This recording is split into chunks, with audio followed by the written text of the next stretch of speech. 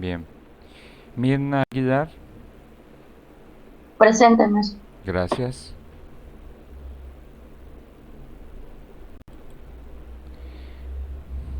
Aceret Facio, Presente. gracias. Jennifer Sánchez, Presente. gracias. Andrea,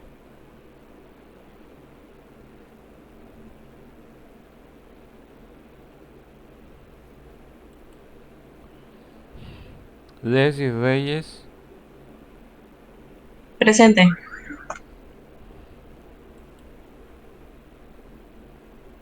Natalia Uc, Presente, profe.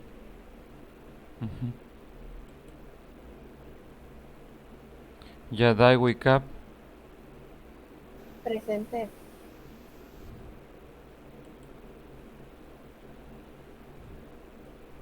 Misael Zip, Presente, maestro. gracias.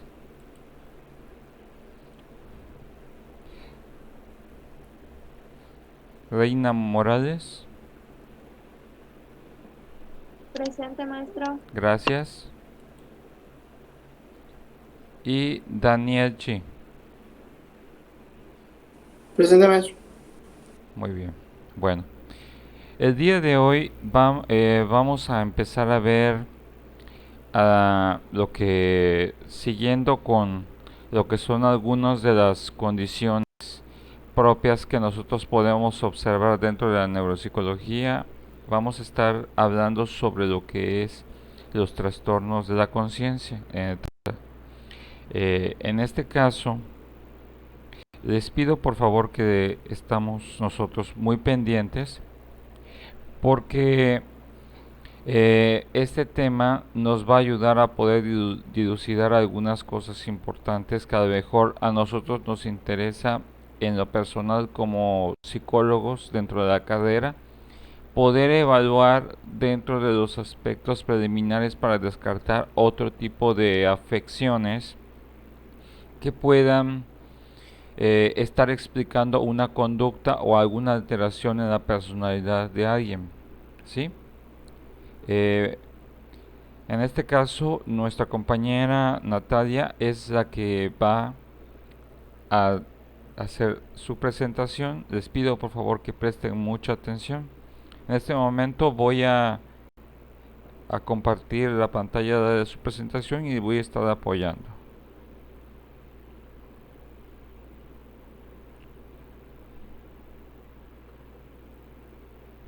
Profe, se lo mandé a su correo porque la plataforma no me permitía subirlo porque estaba muy pesada.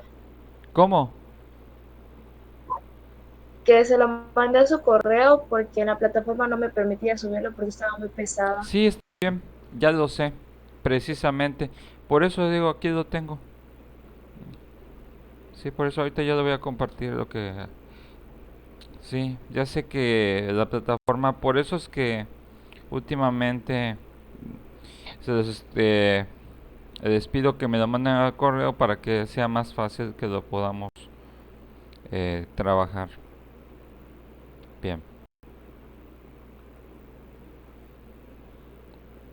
bien. Adelante. Te escuchamos, Natalia. Bueno, primero que todo, buenos días. Saben que nuestra servidora les va a presentar el tema de trastornos de nivel de conciencia. Y, profe, puede pasar al segundo, por favor. ¿Qué es un trastorno de la conciencia? Una persona con un trastorno alteración de la conciencia tiene dificultades para mantenerse despierta, esté en un estado de alerta o en ambos. Bueno, el trastorno de la conciencia puede ser ocasionado por traumatismos de la cabeza o por padecimientos que provocan un flujo de sangre disminuido al cerebro. La conciencia se altera ya sea por un trauma, un accidente cardiovascular, un tumor o la ingesta de drogas. Las personas que empiezan a presentar un trastorno de la conciencia empiezan a tener dificultad para despertar.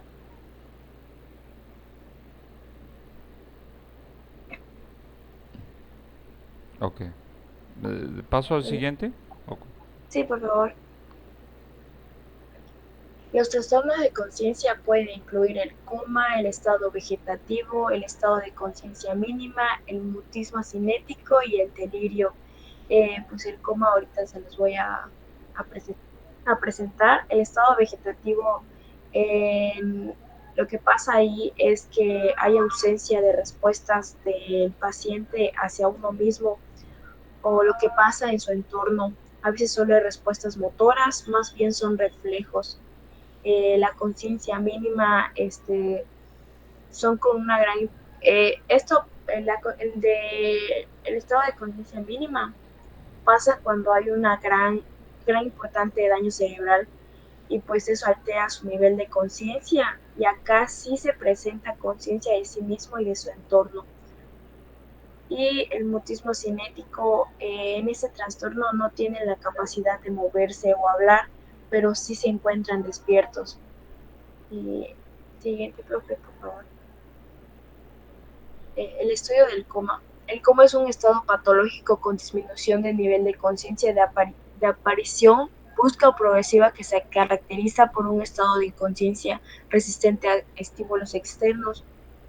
La alteración de conciencia con mayor gravedad, ya que se manifiesta por la ausencia de respuesta verbal o motora frente a los estímulos externos. Aquí el coma no es una enfermedad, sino la expresión de patologías que llegan al coma. Por ejemplo, lo que les estaba diciendo sobre los traumatismos, un accidente cardiovascular, los tumores o las drogas. Este, el paciente ahí no puede despertar inmediatamente ni puede evitar los estímulos dolorosos. Siguiente, profe, por favor.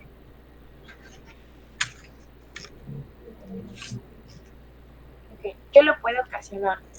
Las intoxicaciones, las drogas, el alcohol o tóxicos, las anomalías metabólicas como la hipoglucemia, que pues la hipoglucemia es el nivel de azúcar que es bajo en la sangre, es muy bajo, y las enfermedades del sistema nervioso central, el ACV, que ya sabemos que es un accidente cerebrovascular, el traumatismo craneoencefálico, las convulsiones y la hipoxia, que esto es la ausencia del oxígeno suficiente en los tejidos como para mantener las funciones corporales.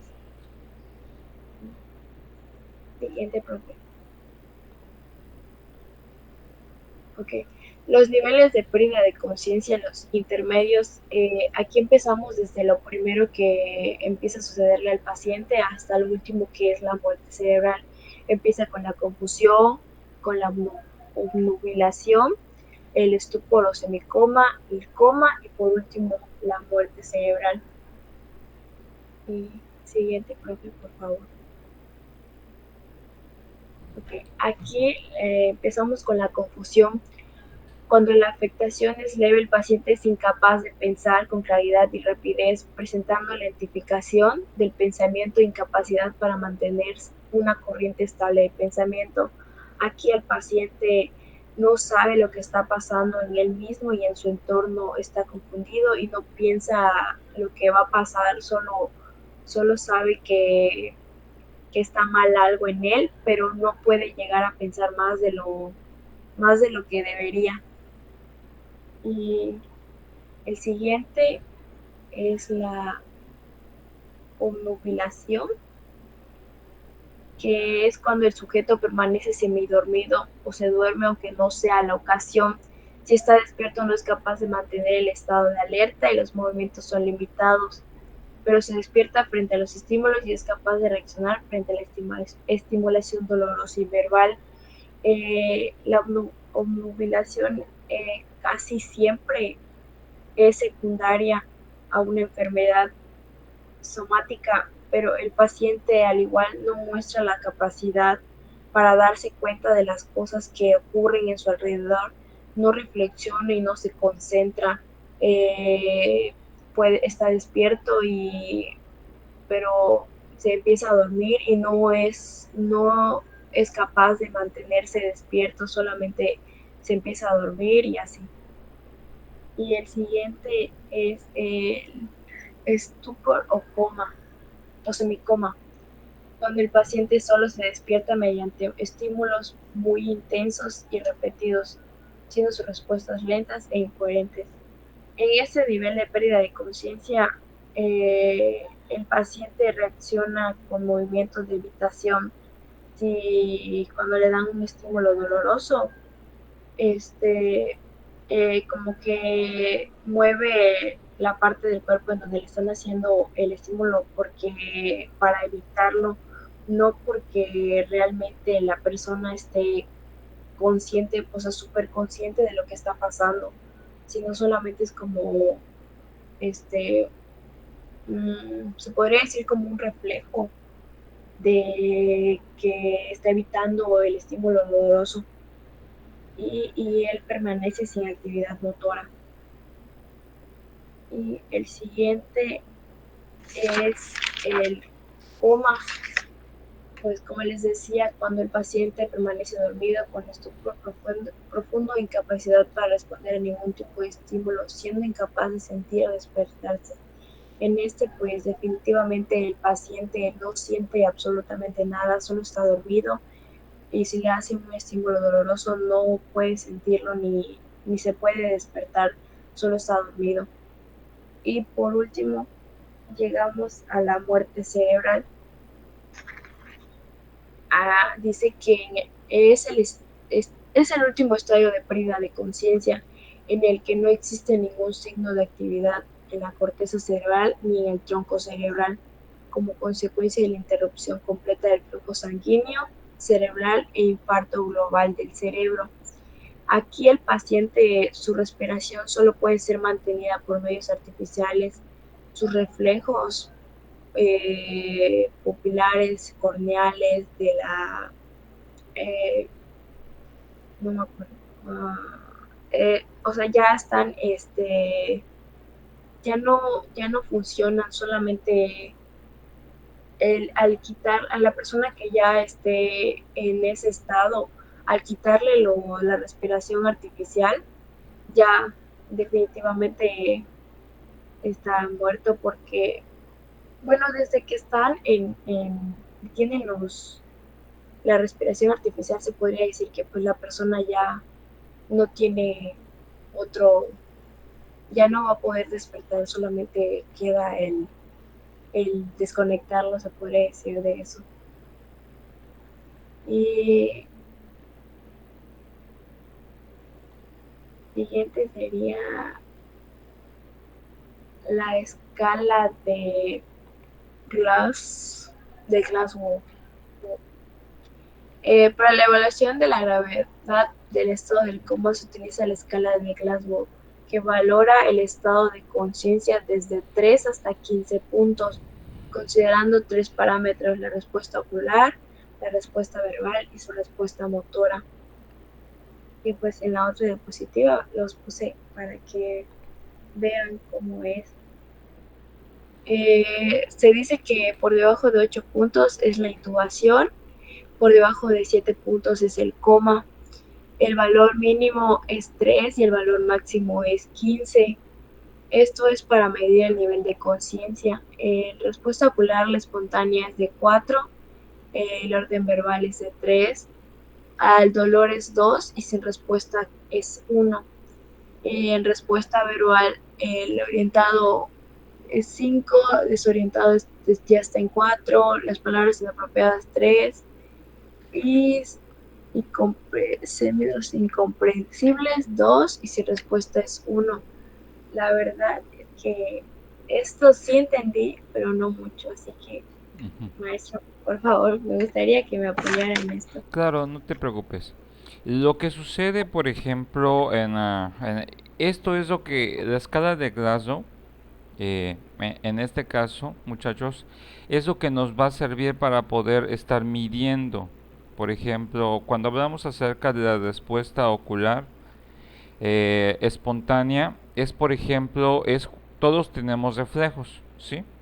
Por ejemplo, en algún momento, por ejemplo, cuando vemos que una persona, por ejemplo, ante un sonido o ante una luz fuerte, el parpadeo nos puede hablar acerca sobre parte de lo que es la respuesta ocular, y también hay un aspecto interesante con respecto a la dilatación de la pupila. Normalmente cuando hablamos en la respuesta ocular espontánea, normalmente es algo que normalmente no podemos de alguna forma controlar. Sabemos que ante la entrada de luz, ya sea por lo que son los bastones y los conos dentro de lo que es la pupila, responde para la contracción o la dilatación de la pupila. En este caso nosotros estaríamos midiendo qué pasa ante estos diversos tipos de estímulos, si está respondiendo en el parpadeo, si responde por ejemplo en la cuestión de al momento de presentarle una luz, cómo está la respuesta, por ejemplo. Es por eso que normalmente, por ejemplo, no sé si han visto en algunas películas, por ejemplo, para medir uno de los aspectos de la escala, es a veces algunos médicos tienen como una especie de lamparita. Esa lamparita que pasan por los ojos, como por ejemplo, y te abren los ojos y todo eso, lo otro, es parte para estar midiendo lo que es la respuesta. Si está la persona en un grado de inconsciencia, para medir el aspecto de la dilatación o contracción.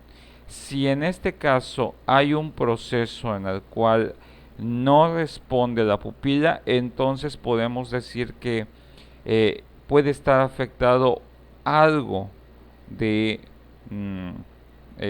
puede haber estado afectado alguna especie de conciencia. Cuando hablamos acerca en cuanto al orden verbal, normalmente les voy a comentar, por ejemplo, nosotros tenemos la capacidad de estructurar, por ejemplo, palabras al momento de emitir un lenguaje, ¿sí? Normalmente, por ejemplo, en un orden verbal establecemos que, por ejemplo, algunas personas, cuando está afectado, invierten, por ejemplo, artículos, verbos, sustantivos, y podemos estar determinando que, por ejemplo, que muchas veces la persona cuando está invirtiendo, por ejemplo, palabras, preposiciones, sufijos, infijos dentro de su lenguaje, podemos decir que puede estar de algún momento afectado. Por ejemplo, en la respuesta al dolor, por ejemplo, es como cuando de repente están evaluando, por ejemplo, cómo responde el cuerpo ante el dolor. Sabemos de que el dolor puede ser de la respuesta al dolor, responde a unos receptores neuronales conocidos como nociceptores.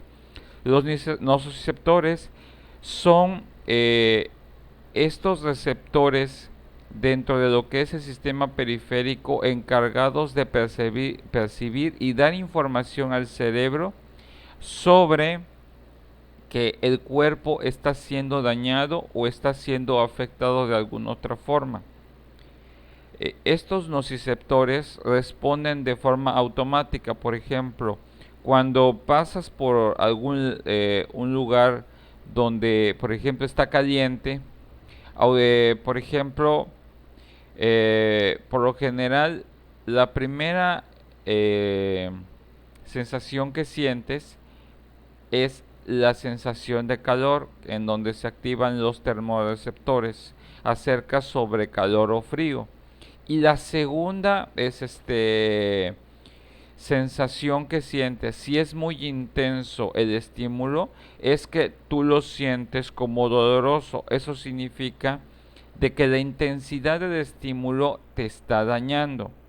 Por eso normalmente tenemos que los estímulos dolorosos que viajan a través del sistema periférico hasta el sistema nervioso central, viajan estas señales en segundo plano para dar e interpretar después de que eso que está sucediendo en una parte del cuerpo es doloroso. Sin embargo, lo que nosotros tenemos que estar identificando en este aspecto es que normalmente, por ejemplo, en cuanto a lo que es la respuesta al dolor, vamos a estar evaluando qué es lo que sucede con la persona, ¿sí? ¿Qué es lo que sucede con la persona, por ejemplo, si aplicamos en ciertas zonas donde somos muy sensibles o susceptibles de percibir lo que son estos aspectos de dolor, ¿sí? Normalmente en la escala, por ejemplo, se puntúa de esta forma. Por ejemplo, si hay alguna afectación de, por ejemplo, a nivel de respuesta ocular, en cuanto, por ejemplo, al orden, es a- o no o no está respondiendo, por ejemplo, al momento también del movimiento ocular.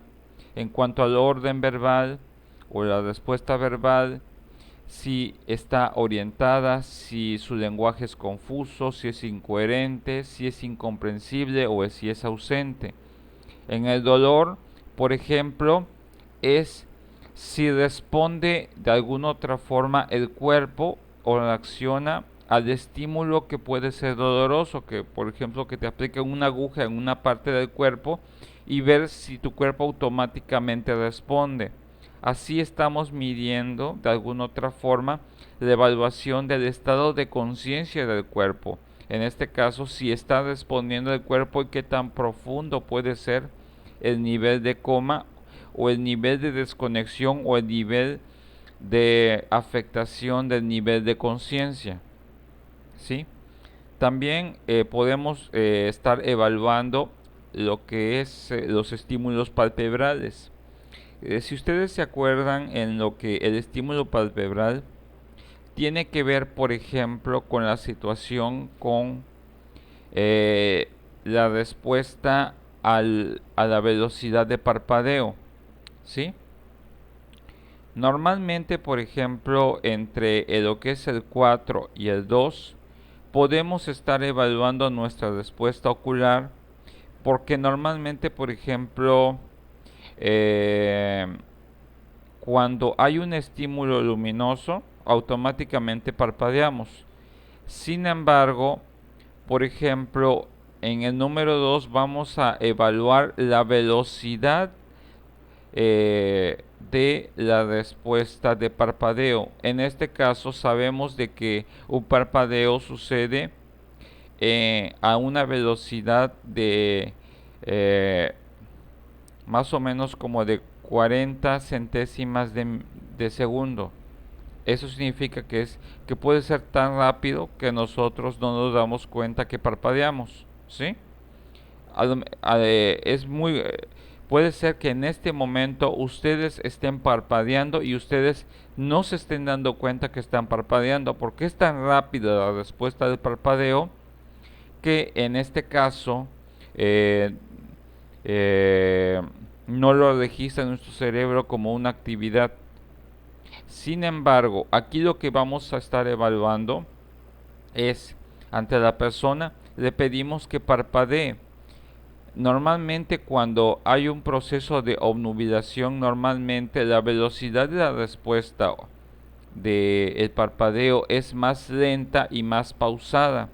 Y ahí es donde podemos estar midiendo los aspectos de que tal vez la persona puede estar en un estado semicomatoso, en el cual ciertas partes del cerebro estén conectadas, pero la velocidad para poder responder de forma automática y controlar la velocidad de parpadeo es muy lenta. Cuando hablamos acerca del aspecto de la respuesta verbal, Eh, vamos a estar nosotros, por ejemplo, hablar si se encuentra la persona de alguna otra forma orientada. En este caso, si se encuentra esta orientación de la respuesta verbal, vamos a estar evaluando un poco más acerca cómo es que está leyendo, ¿sí?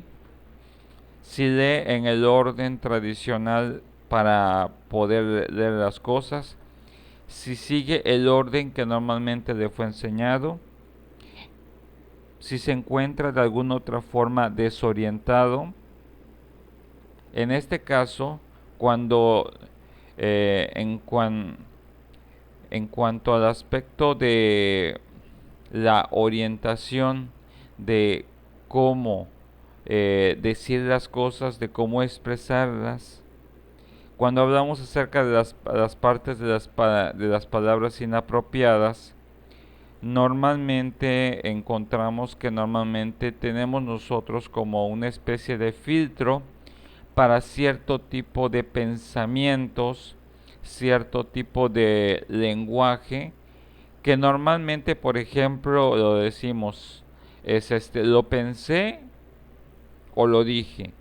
En este caso, por ejemplo, eh, estas palabras inapropiadas que pueden salir de la persona es cuando lo que es el filtro dentro de nosotros, en los cuales a lo mejor pensamos en algo, pero no significa que por nuestro estado de conciencia, si estamos en un estado de conciencia, podemos nosotros reprimir o callar ese pensamiento o esa expresión verbal.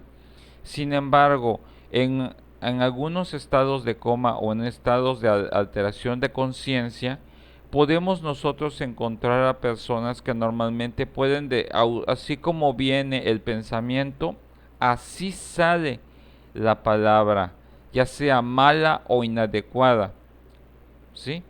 Es como que el filtro que era establecido por la condición de tu conciencia no existe, y por lo cual podemos nosotros estar en una condición de que decimos lo que exactamente pensamos, y puede ser totalmente inadecuado, inapropiado lo que decimos, a lo mejor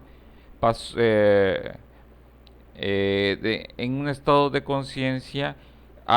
Cuando alguien me hace algo, pues automáticamente puedo pensar en una palabra obscena, o si veo algo y tuve un pensamiento de crítica, lo estoy pensando. En un estado de conciencia en el cual se encuentre disminuido, yo puedo pensarlo y automáticamente decirlo, y no estar consciente que lo dije, y esto es en donde podemos estarlo midiendo, ¿sí? Cuando hay estos aspectos de los sonidos incomprensibles. En este caso, vamos a estar hablando de dos áreas. Uno, lo que es el área de Broca y el área de Wernicke, ¿sí? Estas son áreas de nuestro cerebro que van a controlar diferentes aspectos de nuestro cerebro, ¿sí? Por ejemplo, en cuanto al área de Broca, nosotros vamos a estar identificando que su función primordial es una de las partes que normalmente son las encargadas de prestar atención, eh, y en este caso puede de alguna otra forma establecen la comprensión de lo que estamos hablando, ¿sí? Esta parte del cerebro que normalmente presta atención, normalmente hace que nosotros podamos darnos cuenta si estamos emitiendo un sonido, si lo estamos haciendo mal, y también nos ayuda esta área de nuestro cerebro a comprender lo que las otras personas dicen. Sin embargo, cuando estamos en un estado semicomatoso, puede ser que estos sonidos que a lo mejor ya podemos nosotros de alguna otra forma asociar, de alguna otra forma explicar, de alguna otra forma relacionar con algún fenómeno, con algo, y eso se conecta con algunos aspectos de la memoria o de el reconocimiento por medio del pensamiento. Esta conexión se ve afectada y es por eso que normalmente el área de Broca se encuentra como de alguna otra forma hasta cierto punto como obstruida, como que las señales o la información no llega al área de Broca, y es por eso que nosotros podemos sentir que no estamos entendiendo o no estamos comprendiendo lo que nos hablan, o no podemos interpretar ciertos sonidos que nuestra memoria ya tiene registrados y tiene asociados a qué se refieren o qué significan o qué producen o qué representan. No los podemos interpretar, ¿sí? Cuando hablamos acerca de esta numerología entre lo que es el 5, el 4, el 3, el 2, ¿sí? Vamos a ver, por ejemplo, qué es, cómo es que nosotros vamos a identificar el nivel de daño que podemos nosotros encontrar en estos tipos de niveles, y se registra en esta escala, ¿sí? A nivel de la respuesta verbal, por ejemplo, es como cuando, en este caso, el área de Wernicke es la que se encuentra afectada. En ese sentido, el área de Wernicke es el área del cerebro encargada de emitir y transformar lo que son los estímulos o los impulsos nerviosos, una vez interpretada la información en el cerebro, para al momento de emitir lo que es un lenguaje. Normalmente yo puedo estar afectado lo que es el área de Wernicke cuando me doy cuenta que quiero decir algo, pero de alguna otra forma no lo puedo expresar o no lo puedo de alguna otra forma responder. Es como si mi cerebro estuviera desconectado esa parte del micrófono o del altavoz en mí, como que yo estoy hablando en mi cabeza, pero no puedo emitir ningún sonido, no puedo emitir, me están hablando, no puedo responder, pero dentro de mi cabeza puedo yo estar gritando, pero no sale ningún sonido, ¿sí?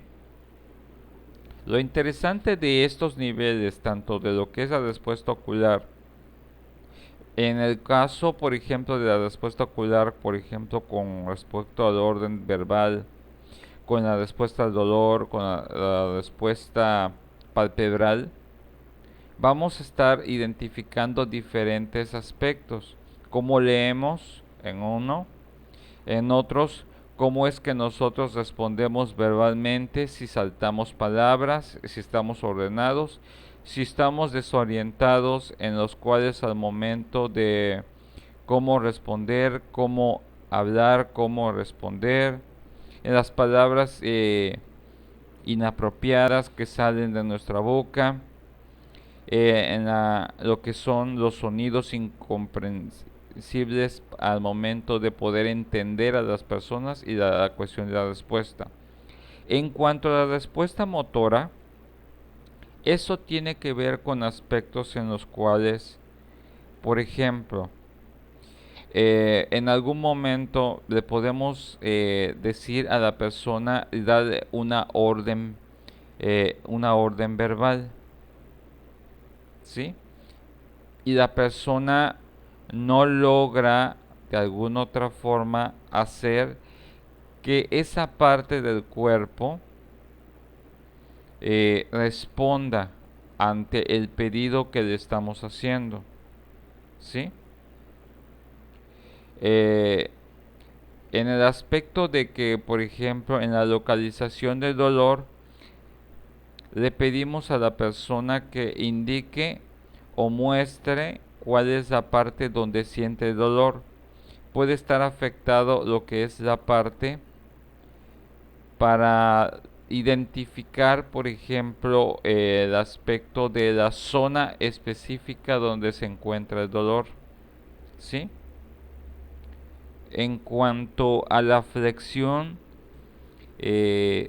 retirada, le pedimos nosotros que por medio de las articulaciones nos diga, eh, por ejemplo, que flexione, que mueva, que haga algo, y vemos si las diversas articulaciones de su cuerpo responden a la a lo que se le está pidiendo, ¿sí? En este caso, en la respuesta motora, puede ser que de alguna otra forma la persona, su cuerpo no responda aun cuando esté consciente y lo quiera hacer. Es como que el cuerpo empieza como a desconectarse, ¿sí? En una flexión anormal, eh, es como cuando nosotros vemos que normalmente eh, el cuerpo no está respondiendo, ¿sí? La respuesta flexora anómala es como cuando necesitamos que la persona de alguna otra forma su cuerpo lo flexionamos o queremos que flexione alguna parte de su cuerpo y la flexión puede ser muy extraña. Y en este caso, esa desconexión del estado de conciencia de la persona hace que la persona eh, puede ser que digamos eh, flexiona tu pie izquierdo, ¿sí? Y puede flexionarlo de forma rara, no sé, a la derecha o a la izquierda, y solamente le pedimos que lo flexionara de alguna otra forma. Esas flexiones raras se puntúan, ¿sí? Y allá estábamos hablando de una de ¿ok? Ahí vamos a estar hablando de que hay una falla en el contacto de las conexiones. Por ejemplo, también tenemos lo que son las extensiones, la extensión anómala. En este caso tiene que ver con el aspecto de la rigidez, ¿sí? En uno de cuando hablamos acerca de las respuestas flexoras anómalas, puede estar muy flexionado con una fuerza o un nivel de tonalidad de muscular o una dirección de flexión no esperado o no o demasiado irregular a lo que normalmente nosotros haríamos. A nivel de lo que es la extensión o en este caso una extensión anómala, entendemos nosotros que el nivel de fuerza puede ser de dos formas, ¿sí? Puede ser en alguna otra forma una extensión hipotónica, en este caso como una extensión prácticamente casi débil, o una extensión hipertónica. La extensión hipertónica es cuando hace una extensión demasiado eh, intensa. Hay un exceso de tonalidad en lo que es la extensión muscular y parece muy rígida la persona. En otro, por eso tenemos que estar identificando eso, ¿sí? O podemos identificar dentro de lo que es la respuesta motora que normalmente el cuerpo no le está respondiendo a la persona y es que decimos que está prácticamente no tiene respuesta motora de ninguna de las condiciones anteriores. Lo interesante acá es que como efectivamente si ustedes se dan cuenta en este aspecto, en la escala de Glasgow dice que es usado para medir el nivel de conciencia. Dice, por debajo de 7 puntos podemos decir que es la situación de coma. Por debajo de 8 puntos, algunos ya dicen requieren intubación. En esta gráfica podemos ver esto. Por ejemplo, si tenemos nosotros 3 puntos, en ese sentido vamos a estar evaluando de que pudimos nosotros encontrar en la persona que pues prácticamente tiene una disminución de un estado de conciencia, que puede ser que por alguna otra situación esté disminuido. Sin embargo, de la suma de todos estos aspectos que son, le llamamos ítems en la evaluación de la persona, si suman de alguna otra forma un poco más de 3, de 3 más o menos de 3 a 7, ya podemos decir que se encuentra en un estado de coma, o en este caso, o semicomatoso, ¿sí?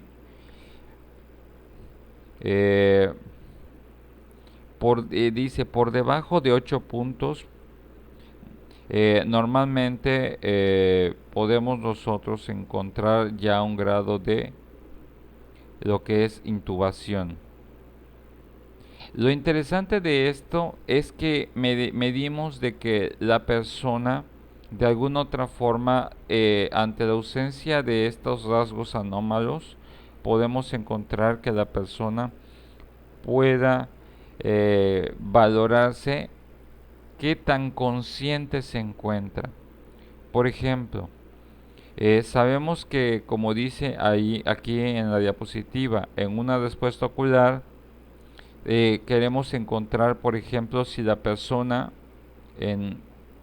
tiene una respuesta espontánea, si hay un orden verbal, si responde al dolor o no responde. ¿Sí?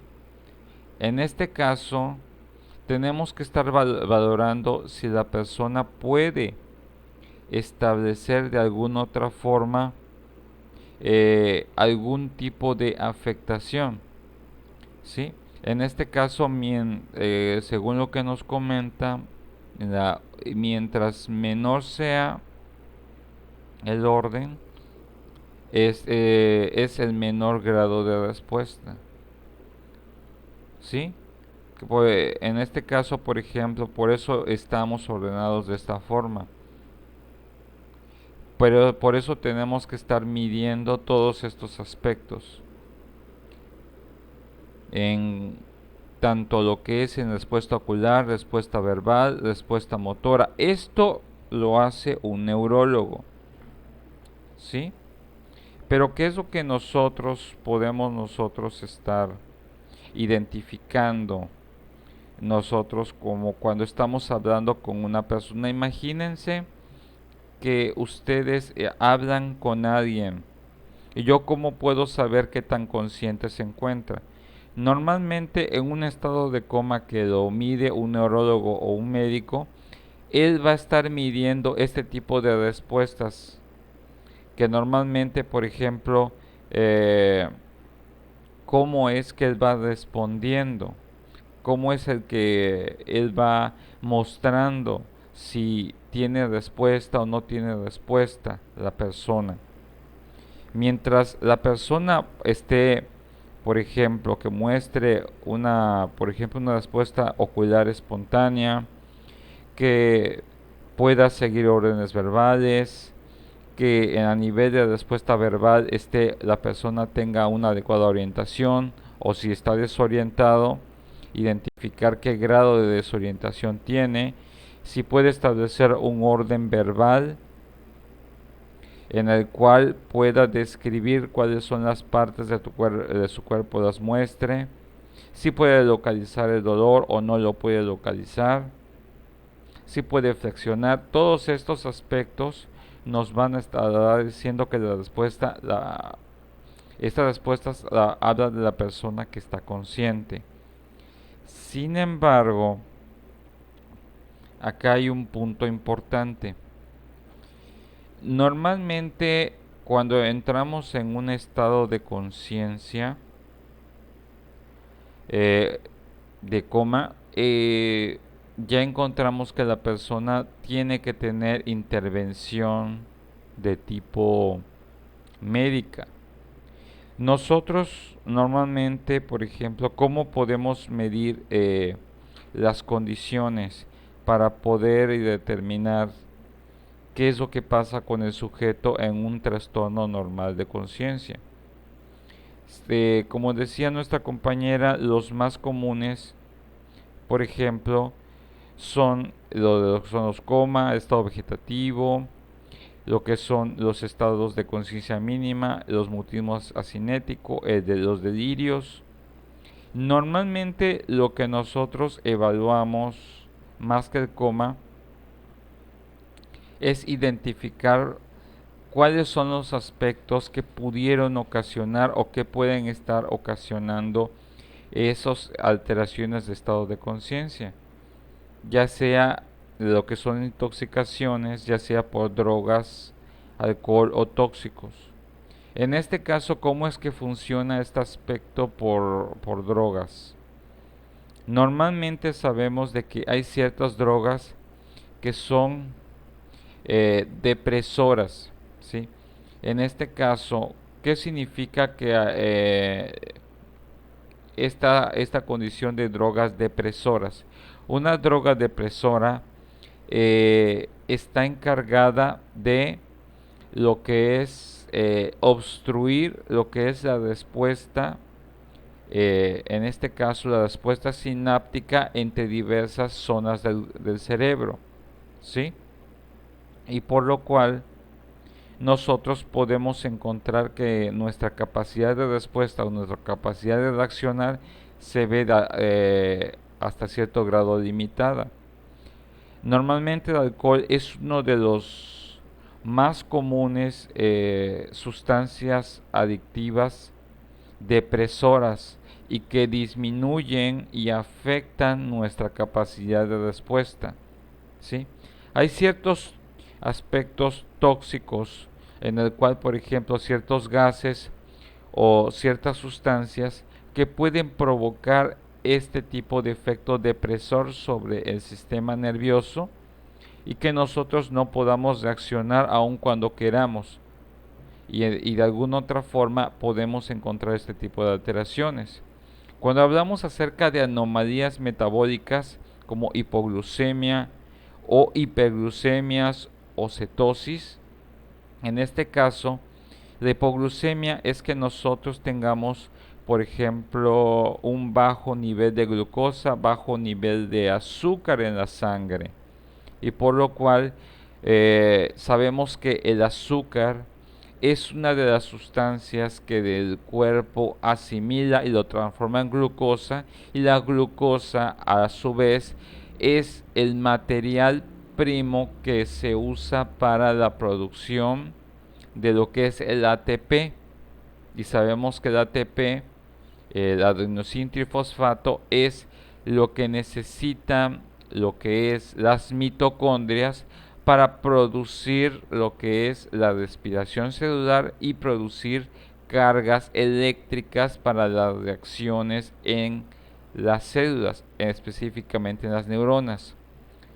Es por lo cual, por ejemplo, si tenemos un nivel de azúcar por debajo de los estándares, es por eso que podemos nosotros encontrarnos hasta cierto punto con un estado de conciencia disminuido, porque el cerebro o el sistema nervioso no tiene la energía para funcionar normalmente.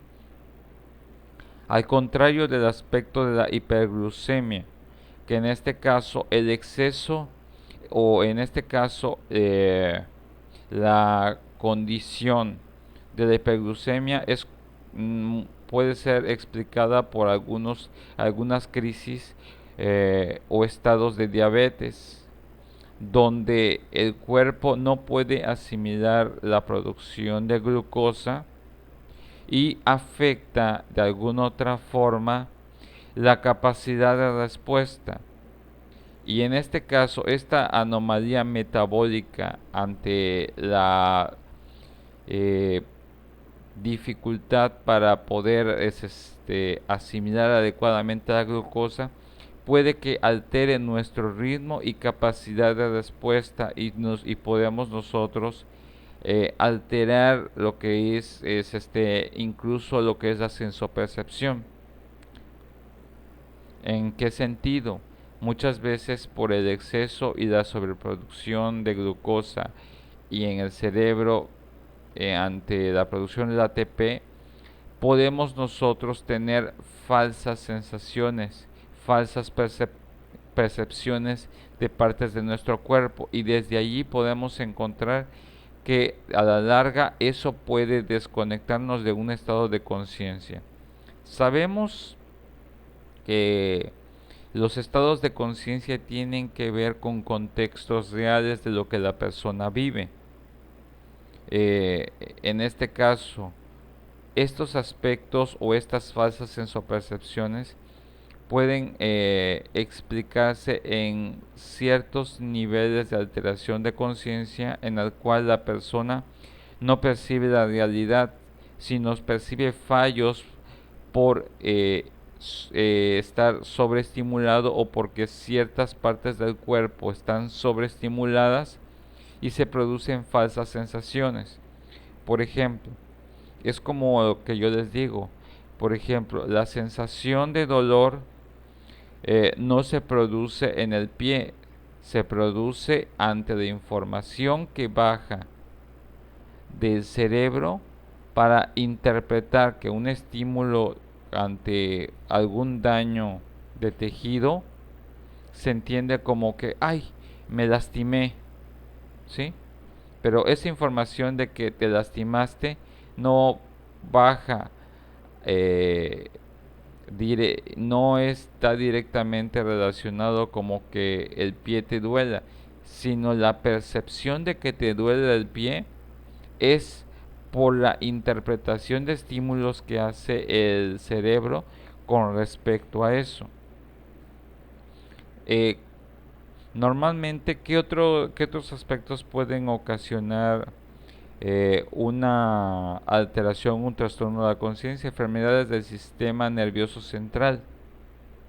En este caso, eh, podemos encontrar diversos tipos de trastornos del sistema nervioso, ya sea de alguna otra forma que, por ejemplo, una encefalopatía hepática, un hipotiroidismo, hipertremia, eh, mixemas, insuficiencias respiratorias, eh, epilepsias, meningitis, tumores cerebrales, encefalitis virales, sepsis, ¿sí? Este tipo de enfermedades del sistema nervioso central pueden alterar la capacidad de estar consciente o los estados de conciencia de una persona.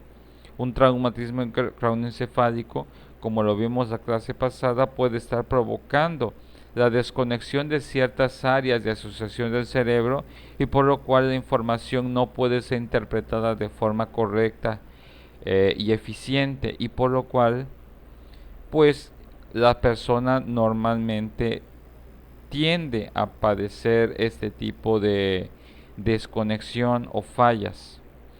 Normalmente cuando hablamos acerca de una de las convulsiones, Normalmente no siempre hablamos de condiciones en las cuales tienen que ver con epilepsis. Las convulsiones tienen que ver con en el cual hay un fallo en cuanto a la respuesta del cerebro, o en este caso del sistema nervioso central, y en el cual entra en un estado de cortocircuito, ¿sí? Una convulsión es como un pequeño cortocircuito que sucede dentro de nuestras redes neuronales ante una respuesta o ante una falla en la estimulación. Las más comunes son las epilepsias.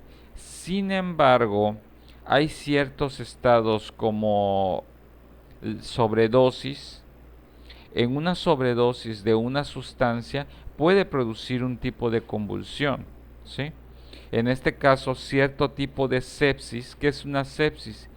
Es en el cual una sustancia que gira por todo el cuerpo llega al cerebro y produce una alteración o un estado tóxico del cuerpo, en el cual normalmente el funcionamiento normal del sistema nervioso central se ve comprometido, y por lo cual en este tipo de convulsiones normalmente hay una pérdida de conciencia momentáneo o de mediano plazo por este tipo de condiciones. La persona no puede controlarse, a lo mejor puede estar semiconsciente de lo que está sucediendo, o puede perder totalmente la conciencia y estar en un estado de conciencia, inconsciencia, y hacer cosas en el cual normalmente no haría.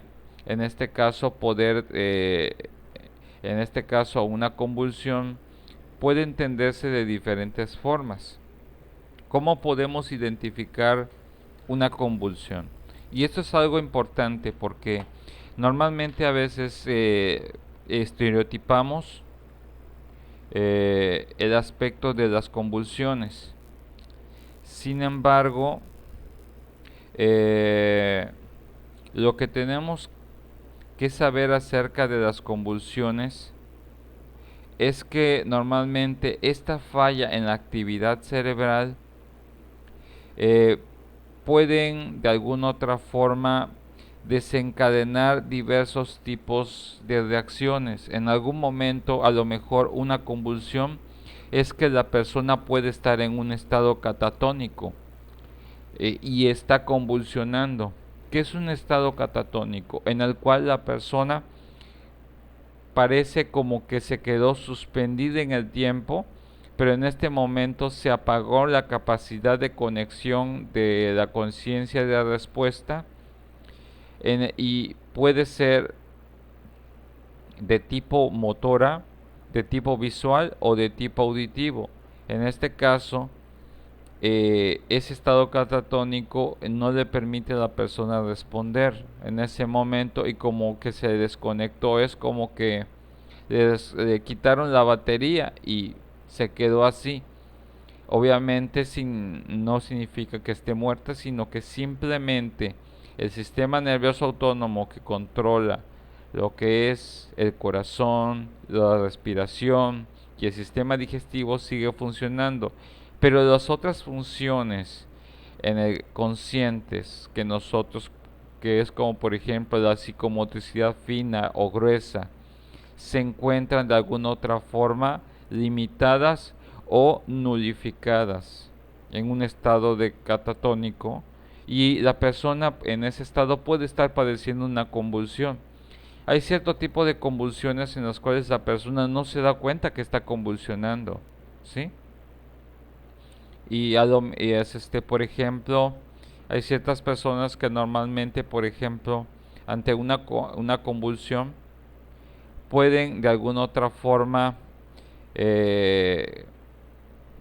como dormirse, y en algún momento hay ciertas convulsiones que ya conocemos como narcolepsias, en el cual la persona pareciera como que se duerme, pero se duerme de forma dramática. No es esta situación de ciertas convulsiones narcolépticas, puede explicarse en el cual de repente estás hablando con la persona y la persona le da una convulsión narcoléptica, tú estás hablando y ¡pum!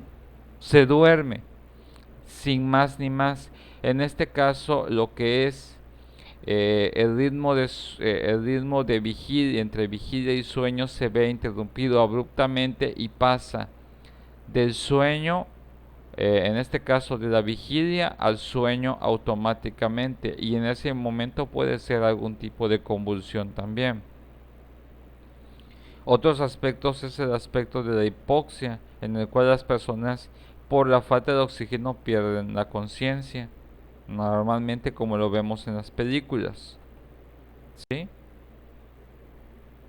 Estos en estos aspectos, lo que puede causar los trastornos puede condicionar los otros tipos de pérdidas de conciencia intermedios, que es lo que nos hablaba nuestra compañera: la confusión, la obnubilación, el estupor o semicoma, ya el coma o la muerte cerebral. Y vamos de menor a mayor.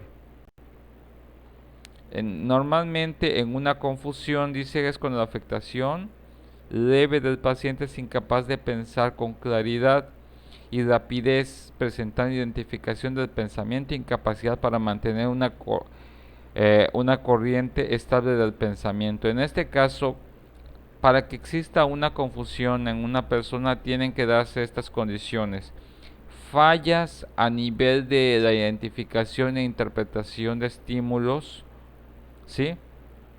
En este caso, por ejemplo, que la información que esté llegando a través del sistema periférico por los diversos sentidos no esté siendo interpretada adecuadamente por las zonas del cerebro que corresponden a esa área de interpretación de ese estímulo o sentido, y por lo cual puede darse una condición en la cual es muy conocida como inversa también.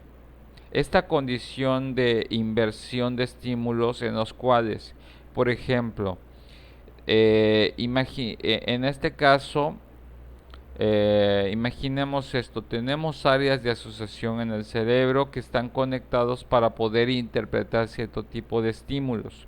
Por ejemplo, la vista, que hay zonas en las cuales de nuestro cerebro, en este caso que es el lóbulo occipital, encargado de esto. Sin embargo, ante una confusión, si la respuesta no llega al lóbulo occipital y por ejemplo llega al lóbulo temporal, en este caso a los lóbulos temporales, en algún momento, por ejemplo, y esto suele suceder a nivel de confusión sensoperceptiva, en el cual ¿cómo se llama? Los estímulos visuales o los estímulos luminosos, yo los siento o los percibo como si fuera un dolor de oído. Ahí esa confusión sensoperceptiva puede de alguna otra forma aturdir a la persona, y cuando le pedimos qué ves, no puede interpretar lo que está viendo, o no puede interpretar el color o lo que esté enfrente de la persona, porque otra área que no corresponde a la interpretación de ese estímulo es la que entró en esa especie de confusión.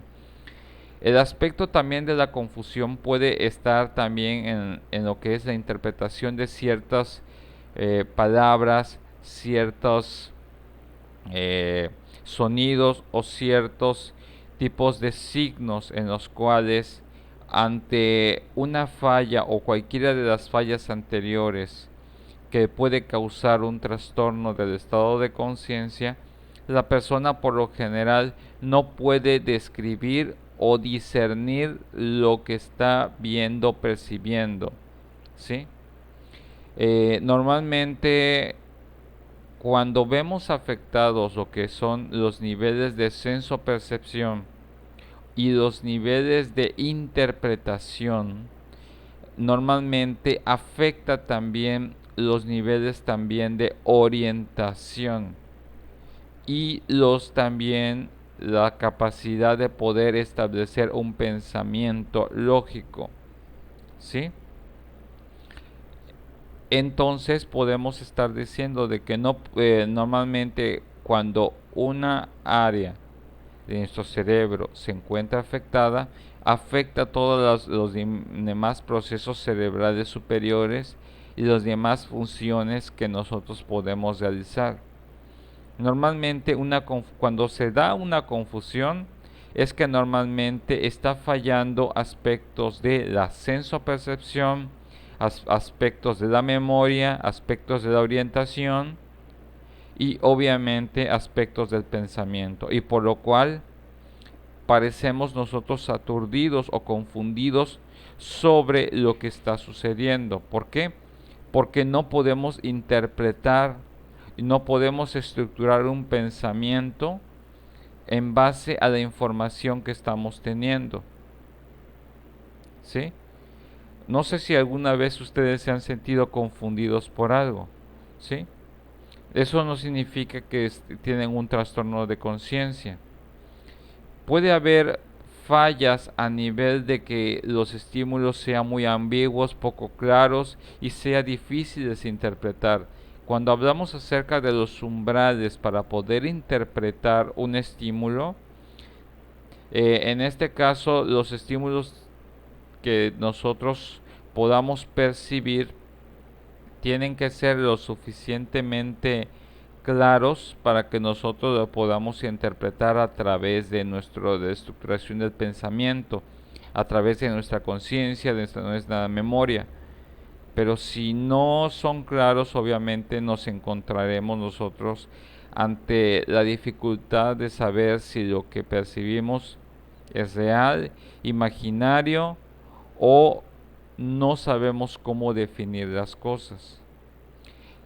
En el aspecto de la obnubilación, sabemos que en este caso el ciclo entre vigilia y sueño se encuentra afectado. Estamos en un proceso normalmente intermedio, ¿sí? Este está semidormido o que se duerme aunque no sea la ocasión.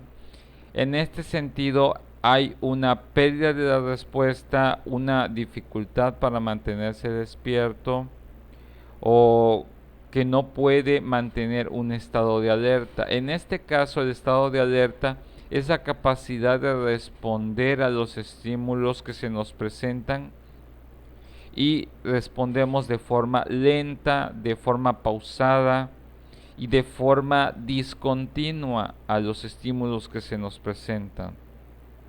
Normalmente sabemos que los movimientos son limitados. ¿Por qué? Porque la estimulación se ve demasiado afectada. Cuando estamos dormidos normalmente entramos en tres tipos de niveles de conciencia. Por ejemplo, ¿cómo podemos identificar un proceso de nubilación? Por ejemplo,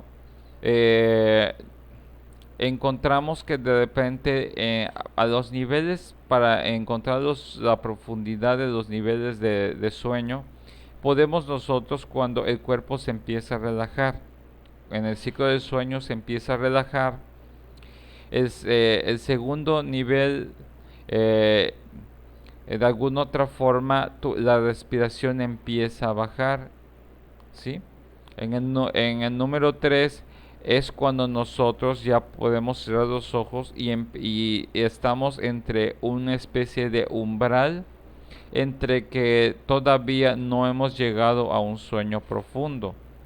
En el número 4, por lo general, lo que es ciertas zonas motoras se encuentran apagadas en nosotros.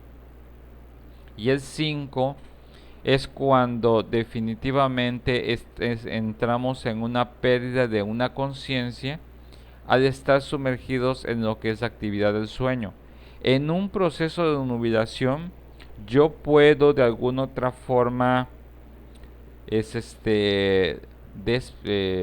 estar despierto, que mis ojos se abren, pero mi cuerpo no me responde, ¿sí? O otro proceso contrario que puede ser que yo pueda estar dormido, pero mi cuerpo se siga moviendo. Es como cuando haces las cosas dormido, ¿sí? Y tu cuerpo sigue funcionando. O cuando se te dificulta de alguna otra forma hacer las cosas porque tu cuerpo no está respondiendo a la velocidad que tú quieres, ¿sí? Esos son los niveles de obnubilación que podemos nosotros estar evaluando en una persona. Como por ejemplo cuando la persona como que abre los ojos y y su cuerpo no ha terminado de despertar y no puede moverse, ¿sí? O por el otro, su cuerpo, o por ejemplo, está haciendo algo y sigue haciendo las cosas cuando, de acuerdo a la memoria muscular, las sigue haciendo, pero ya su proceso de sueño ya llegó y puede estar haciendo las cosas dormido o estar lento. Pero todos esos procesos de obnubilación normalmente dice que puede despertarse frente a estímulos y es capaz de reaccionar frente a la estimulación dolorosa y verbal, siempre y cuando determinemos en qué nivel de sueño se encuentra la persona. Hay algunas personas que a ciertos niveles de obnubilación responden a cada tipo de nivel, porque hay algunas personas que tienen un sueño muy profundo, que llegan a una velocidad muy rápida de un sueño muy profundo, y en el cual, por ejemplo, pueden estar semiconscientes, pero no responden como ellos quisieran. Y necesitan de alguna otra forma tiempo para poder reconectar y que su cuerpo se despierte y poder responder de forma adecuada. Cuando hablamos acerca del estupor o el coma, dice que es cuando el paciente se despierta mediante estímulos muy intensos y repetidos, siendo respuestas lentas y incoherentes. Normalmente el estupor normalmente responde a una condición muy común en el cual nosotros respondemos de forma muy brusca, ¿sí? En el cual podemos establecer, por ejemplo, en el cual la disminución de la actividad de nuestras funciones mentales y físicas y la capacidad de respuesta de ciertos estímulos, ¿sí? En un estado de estupor, por lo general, vamos a estar encontrando que podemos estar identificando que puede ser largo o profundo. Estos estados largo o profundo depende de cuánto dure y qué tan cuánto dure ese proceso en el cual la persona puede de alguna otra forma estar desconectado, puede tener sacudidos, eh, puede ser despertar por sacudidas, por gritos, pellizcos. Normalmente en este estado la persona es como cuando le da, eh, como antes decían las abuelitas, me da el soponcio. Soponcio es el sinónimo de estupor. En ese momento se encuentra una persona se encuentra impactada por un estímulo fuerte, por una impresión fuerte, y la persona puede de alguna otra forma haber perdido la conciencia, como que puede desmayar, puede haberse impresionado. Es como cuando alguien de un susto se desmaya, entra en un estado de estupor, ¿sí? Eso es a lo que llamamos este aspecto de estupor, ¿sí? Eh, nos, cuando una persona se desmaya, normalmente en algún momento el estímulo puede ser tan fuerte o de impresión a nivel de pensamiento o el nivel de alerta y sorpresa hace que se haga un cortocircuito y automáticamente la persona se desmaye y pierda la conciencia de lo que está sucediendo y necesite un otro estímulo doloroso u otro tipo de estímulo para poder responder, ya sea que le pongas olores fuertes para estimular lo que son las áreas del cerebro y responda automáticamente a esos olores o sonidos o sensaciones oculares o, o que de repente empieces a estimular o lo empieces a mover el cuerpo ante el movimiento para que la persona recobre la conciencia, ¿sí? En este caso, normalmente estos son los niveles que normalmente estaríamos nosotros evaluando, lo que es eh, identificando lo que es la confusión, la obnubilación, el estupor o semicoma. Ya a partir del coma y la muerte cerebral es importante que nosotros lo aprendemos a identificar. Sin embargo, los tres primeros son los que normalmente vamos a estar nosotros evaluando en un aspecto neuropsicológico, ¿sí? Porque eso va a ayudarnos a conllevar a poder establecer si la persona se encuentra en condiciones de poder establecer un proceso de evaluación, un proceso de tratamiento, ya sea terapéutico, o cuando hizo algo una persona o realizó algo, es establecer si lo hizo bajo un estado de conciencia normal o un estado de conciencia alterado, ya sea confusión o nubilación o estupor. ¿Sí? Ok. Son las 10:25. ¿Alguna duda, algún comentario sobre estos temas?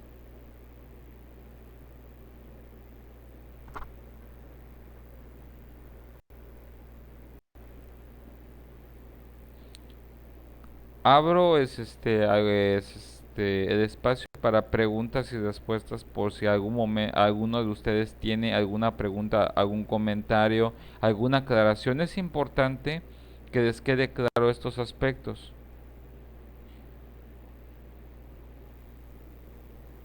Yo tengo una duda, maestro. Claro, escuchamos tu duda. Es con los niveles de pérdida de conciencia intermedios. Ujú. Como psicólogos, los vamos a estar Sí, evaluando en psicología, neuropsicólogo es sí. confusión, obnubilación Y estupor. semicoma, son esos, Y el semicoma o son esos tres. o estupor son los que más que nada vamos a estar evaluando. ¿Por qué? Porque pues normalmente son los son los más escandalosos de alguna otra forma.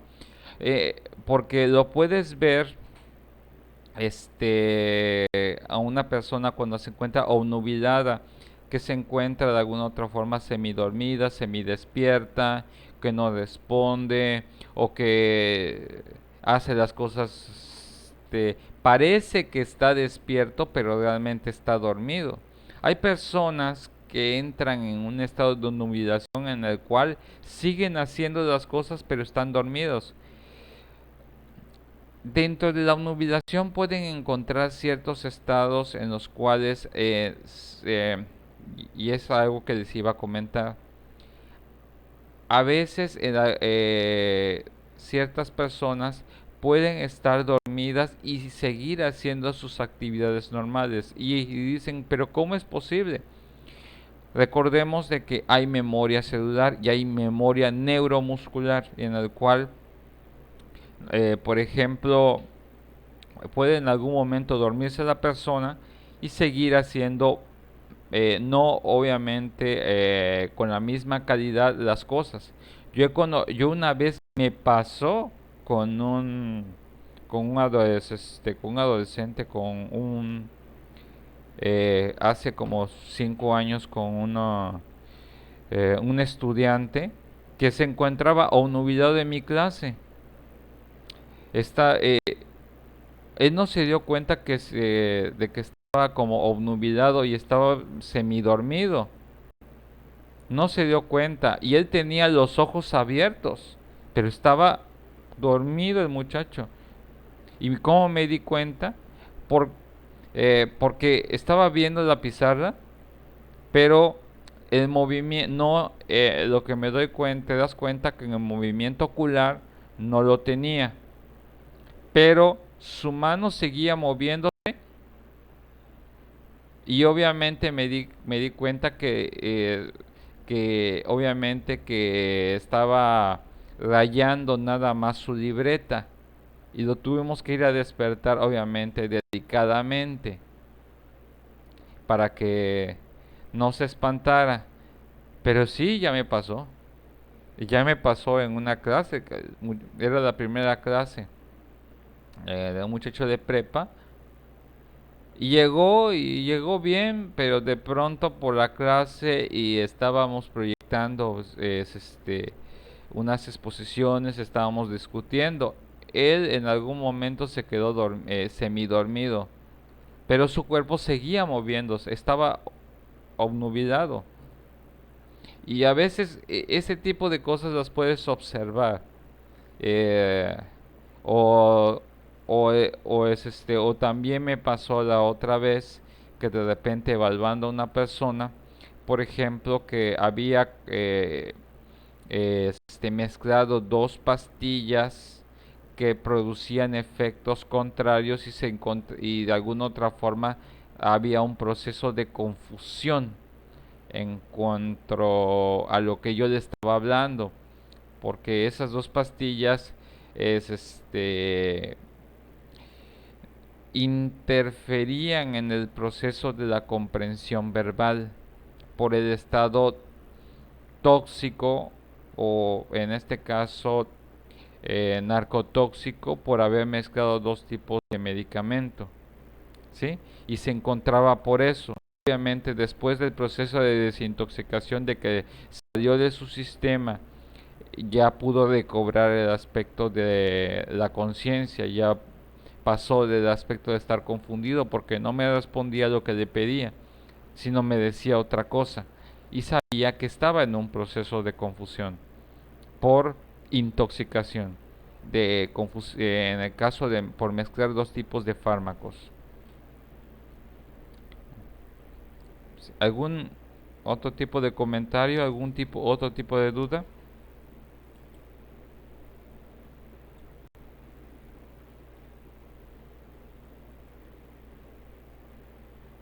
Son las 10:31 de la mañana, muchachos. La siguiente clase necesito un equipo de 2 personas para que podamos nosotros trabajar un tema. Quiero ver, obviamente el tema está en el libro. Y obviamente vamos a empezar a ver vamos a entrar en el capítulo 3 del estudio funcional del sistema nervioso. El tema que vamos a estar viendo, más que nada vamos a ver de forma rápida lo que son la organización anatómico-funcional del sistema nervioso. ¿Sí? Es más que nada ese es el tema que estaríamos hablando. Más que nada como hacer como una pequeña descripción de las diversas partes. Sí, obviamente ya hemos visto en las clases pasadas algunos temas con respecto a esto sobre los astrocitos o eritrocitos, pero más que nada, más que hablar acerca sobre la clasificación de las funciones de la neuroglia y todo eso, me interesa más que hablemos acerca en general a nivel de zonas del sistema nervioso, y sobre los aspectos centrales del sistema nervioso y del cerebelo y cerebro, ¿sí? Eso es lo que estaríamos viendo mm, de la siguiente clase, ese tema. Necesito un equipo de 2 personas para poder trabajar esto. No sé si quien quiera. Obviamente recuerden que todas sus participaciones son contadas y les funciona. Me gustó mucho la presentación de Natalia, te felicito Natalia, hiciste un buen trabajo. Y pues necesito un equipo de 2 personas que no hayan pasado para que hablemos de este tema. Obviamente saben que pues, vamos a estarnos apoyando.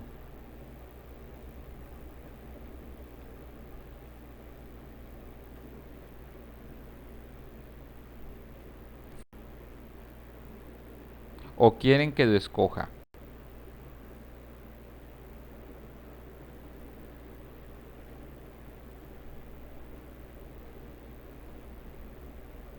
¿Quiénes ya pasaron a exponer? Aparte de Natalia.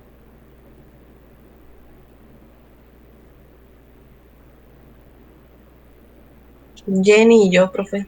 Ok, muy, Mirna y yo fuimos las primeras. ok, muy bien. Bien. Ok, a los que no he escuchado me gustaría que me apoyaran. De alguna otra forma, Daniel y Misael, ¿me están escuchando? Esto es lo que vamos a ver el lunes. Mande.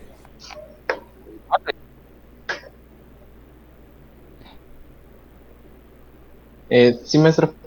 Es eh, aquí sí necesito que sean 2 personas porque para hablar sobre el tema del capítulo 3 de la organización anatómico-función del sistema nervioso.